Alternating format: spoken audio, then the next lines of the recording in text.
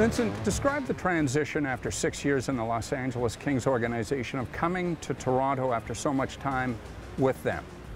I think the biggest difference was just the familiarity of knowing what you were getting in LA versus coming into kind of an unknown with Toronto. Obviously, it was a situation where they wanted me to be a part of the organization. I was excited to be a part of the organization, but I had so much familiarity with LA, with the staff, with the players, that the change was a little bit, it was difficult. You know, I didn't know too many guys at training camp, but I think that was kind of the biggest change at the start. You grew up in one of the great sports cities on the entire planet, city of Chicago. Who were your role models, whether it be in sport or otherwise? You know, growing up, I was a Sox fan. I was a Hawks fan. And the player that I was naturally drawn to was Chris Chelios. He was from Chicago, captain of the Hawks, so I was always naturally drawn to him. I really wanted to emulate the way you know, some of those Hawks guys played. Chuck and Tracy Loverde, your mom and dad. Tell me about them, how important they are to you, your brothers and sisters.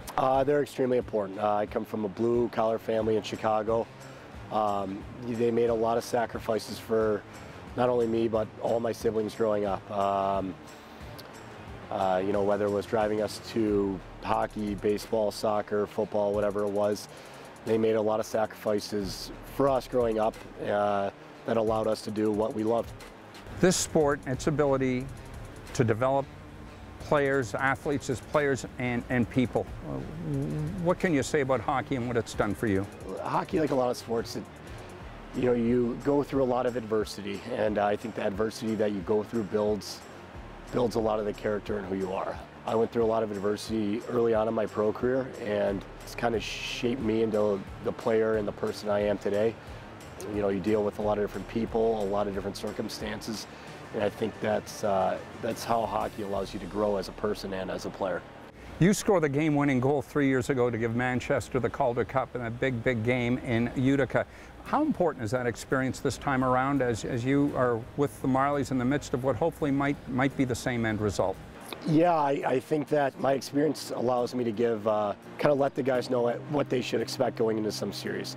Obviously, we dealt with some adversity in the first round in the Utica series, and I thought we responded well. So I think that just the experience that I have allows me to kind of indicate what the guys, you know, what they plan to expect from series to series. You look at the veterans on this team, Chris Mueller, yourself, Colin Greening, Dickey, Ben Smith. How do you guys work together to keep this young group steady and in the right direction? And what a unique perspective it must be to play with a similar group of veterans. Yeah, I think that I think we work great together. We're obviously the leadership committee, if you will, of the team, but I think we do a great job. There's really no egos in that group. We're all different personalities that allow younger guys to feel more comfortable with one or the other. So I think we do a great job of bouncing ideas off each other, leaning on each other for help when we need it or suggestions, and I think that we operate very well together. 6 years in the American Hockey League, you've never not missed the spring dance. That's got to be special. You work hard for your luck.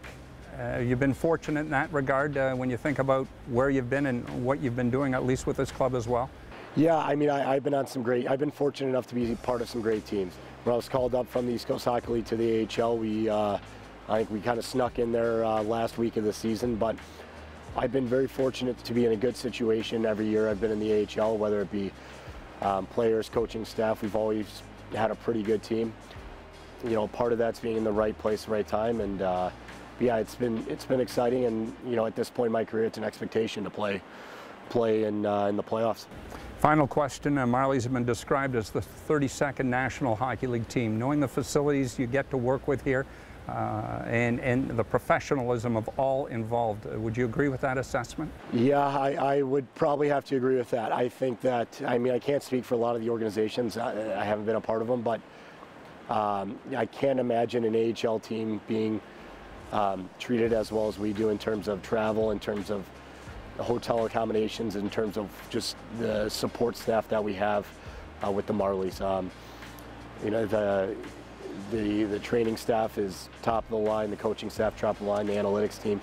We kind of have it all, and you know, it allows for, you know, these players to develop and hopefully one day play for the Leafs.